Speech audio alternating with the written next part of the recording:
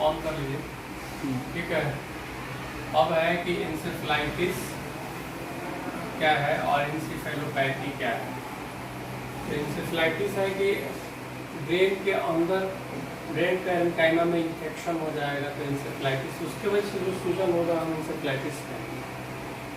और ब्रेन के अंदर मान लीजिए कोई भी वेस्ट मटेरियल जो शरीर का उत्सर्जी पदार्थ है वो इकट्ठा हो जाए, कोई विष जाके इकट्ठा हो जाए ब्रेन के अंदर, और उसकी वजह से दिमाग में जो सूजन होगा उसको हम लोग इंसेफेलोपैथी कहते हैं।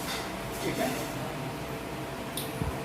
तो यहाँ कारण बिल्कुल अलग होगा, इन्फेक्शन की वजह से यहाँ होगा। मोस्टली वायरस ही जो है कि ब्रेन के अंदर इन्फेक्शन करते हैं, जैसे कि आरएनए वायरस में रूबेला है, मीजल्स है, मम्प्स है, और डीएनए वायरस के अंदर herpes simplex वायरस है, साइटोमेगालो वायरस है, वेक्टर बॉर्न वायरसेस में जापानीज इंसेफ्लाइटिस है, रेबीज है, ये सारा इंसेफ्लाइटिस कॉज करता है। अगर क्लिनिकल पिक्चर की बात की जाएगी तो सारा कुछ मेनिंजाइटिस की तरह ही होगा, लेकिन साथ में जो बीमारी होगी रैपिड ऑनसेट होगी, तुरंत मतलब शुरू हुआ सारा लक्षण और बहुत तेज़ी से आगे बढ़ेगा। ऐसा मलेरिया में भी होता है, सेरेब्रल मलेरिया के अंदर। तो सेरेब्रल मलेरिया और इंसेफ्लाइटिस दोनों का लक्षण जो है वो लगभग मिलता जुलता है।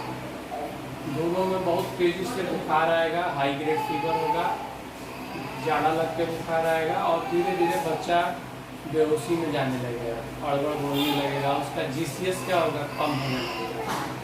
अल्टरेशन ऑफ कॉन्शियसनेस का मतलब है कि उसका जीसीएस डाउन होने लगेगा।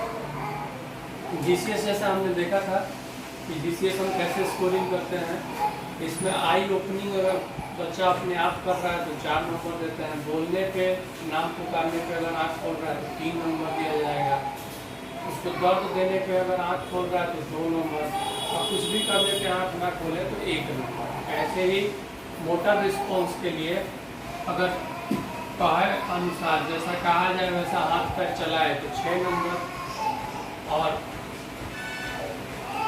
पेन देने पे जहाँ पे पेन दिया जा रहा है वहाँ पे केंद्रित करे, अपना हाथ ले जाए तो 5 नंबर दिया जाएगा।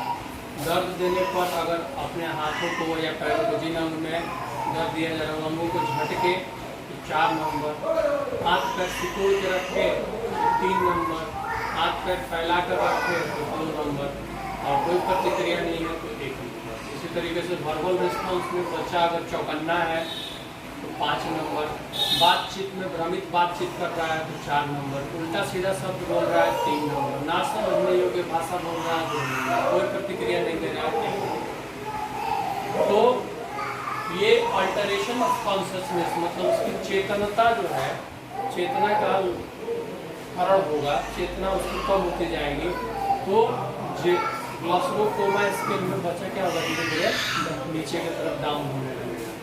इसमें डाउन होने का मतलब है कि उसका अल्टरेशन क्या हो रहा है, कॉन्शियसनेस जो है अल्टर हो रही है, झटका आ सकता है। और इंक्रीज आईसीटी का जैसे लक्षण हमने देखा था, फ्रंटल हेडक, प्रोजेक्टाइल वोमिटिंग, धुंधला दिखना, 1 का 2 दिखना, सांस का रफ्तार बढ़ जाना और हाथ पैरों में ऐड, ये भी मिल सकता है, मिलेगा ही। कोई भी क्रेनियल नर्व का पैल्सी हो सकता है। और जो मेन पत्ते की बात है मेनिंजाइटिस और इंसेफ्लाइटिस में, वो अंतर ये है कि मेनिंजाइटिस के अंदर लक्षण धीरे धीरे प्रोग्रेस करेगा, और इंसेफ्लाइटिस और सेरेब्रल मलेरिया के अंदर लक्षण बहुत तेज़ी से फास्ट शूटअप करेगा। 1 से 2 दिन में बच्चा एकदम कॉन्शियस कोमा में चला जाएगा। बच्चा कल बोल रहा था, परसों जाएगा कोमा में चला जाएगा। इन्वेस्टिगेशन की बात की जाए तो CSF में प्रेशर बहुत ज़्यादा बढ़ा हुआ मिलेगा, कलर क्लियर होगा, शुगर और प्रोटीन नॉर्मल होगा, सेल्स 0 से 100 तक बढ़ा हुआ मिल सकता है, मोस्टली लिम्फोसाइट। MRI ब्रेन करा के देख लिया जाता है, अगर बाई टेम्पोरल एडिमा है, दोनों टेम्पोरल लोब में सूजन है तो उसमें हर्पिस इंसेफ्लाइटिस का मतलब टिपिकल लक्षण है, उसमें साइक्लोविर चलाया जाता है। अदरवाइज जनरलाइज्ड एडिमा है तो सिम्टोमेटिक ट्रीटमेंट होता है, क्योंकि मोस्टली वायरल डिजीज ही है, तो वायरस का कोई एंटीवायरल तो है नहीं। एसाइक्लोविर मेनली जो है HSV पे काम करता है और किसी पे काम करता नहीं है, तो एंटीवायरल और बीमारियों को देने का कोई मतलब नहीं है।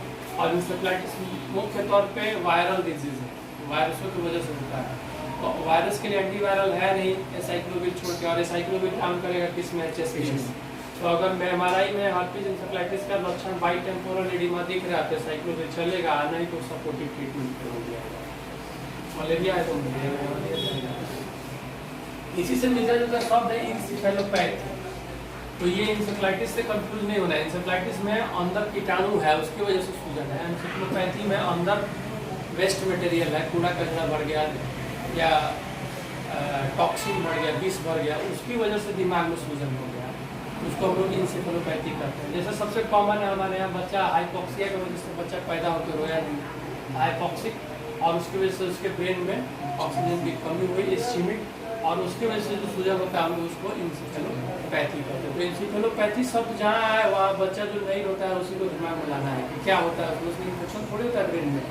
ब्रेन में ऑक्सीजन की कमी से ब्रेन क्या होता है, उसमें कार्बन डाइऑक्साइड एक्यूमुलेट होगा, ब्रेन सेल्स डैमेज होंगे और ब्रेन में सूजन होने लगेगी। तो इंसेफेलोपैथी, उसके अलावा मान लीजिए किसी का गुर्दा फेल हो गया, तो गुर्दा फेल वाले कंडीशन को यूरेमिया कहा जाता है, और उसमें अगर गुर्दा फेलियर की वजह से बच्चे के या बड़े के दिमाग में सूजन जा रहा है क्योंकि यूरिक एसिड क्रिएट, तो उस स्थिति में जब पेशेंट का GCS कम होने लगेगा तो कहा जाएगा कि यूरेमिक इंसेफेलोपैथी। अगर लीवर का पेशेंट है, लीवर फेलियर में जा रहा है और उसकी वजह से उसके शरीर में नाइट्रिक ऑक्साइड का लेवल बढ़ने लगा, जितना अमोनिया का बाई प्रोडक्ट है उसको लीवर ही बाहर निकालता है। अगर लीवर फेल कर गया तो अमोनिया नाइट्रोजनस वेस्ट प्रोडक्ट जो भी है उस शरीर से बाहर नहीं निकलेगा और इकट्ठा होते होते ब्रेन तक जाएगा, ब्रेन को उसका अल्टरेशन करेगा, तो मतलब चेतना धीरे धीरे कम होती जाएगी, GCS कम होते जाएगा, उस स्थिति को हम कहेंगे हिपैटिक इंसेफेलोपैथी। अगर डायबिटीज शुगर किसी का अनकंट्रोल है और उसकी वजह से उसके दिमाग में जैसे शुगर का लेवल बढ़ते गया तो जाके ब्रेन सेल्स में डैमेज करेगा, इकट्ठा होगा और सूजन बढ़ाएगा, तो उसकी वजह से जो बेहोशी में बच्चा जाएगा या एडल्ट जाएगा उसको बोलेंगे डायबिटिक इंसेफेलोपैथी है। इसी तरीके से कर्निकटेरस, जॉन्डिस 15 से ऊपर हो गया, उसकी वजह से अगर बच्चा के दिमाग में सूजन हो रहा तो बोलेंगे कि कर्निकटेरिक इंसेफेलोपैथी। कई बार इन्फेक्शन के बाद पोस्ट इन्फेक्टिव, इन्फेक्शन के बाद वेस्ट मटेरियल बना, टॉक्सिन बना और वो टॉक्सिन ब्रेन में जाके इकट्ठा हो गया, तो इन्फेक्शन की वजह से सूजन नहीं हुआ, सूजन हुआ टॉक्सिन की वजह से, तो बोलेंगे पोस्ट इन्फेक्टिव इंसेफेलोपैथी। ऐसे ही वैक्सीन के बाद भी होता है पोस्ट वैक्सीनेशन। ज़्यादातर के DPT का वैक्सीन लगता है तो देखना बच्चा सब चिल्लाना शुरू कर देता है, बुखार नहीं उतरेगा, बहुत चिल्लाएगा, हम लोग गार्डिनल बोल के रखते हैं यहाँ पर लगा। क्या है, मोस्टली पर्ट्यूसिस की वजह से होता है। पर्ट्यूसिस का जो वैक्सीन लगता है DPT में, उसकी वजह से पोस्ट वैक्सीनेशनल इंसेफेलोपैथी में बच्चा जा सकता है। इलेक्ट्रोलाइट इम्बैलेंस हो गया, सोडियम कम हो गया, बढ़ गया, पोटेशियम कम हो गया, तो उन कंडीशंस में भी इंसेफेलोपैथी हो जाएगा, ब्रेन में स्वेलिंग हो जाएगा।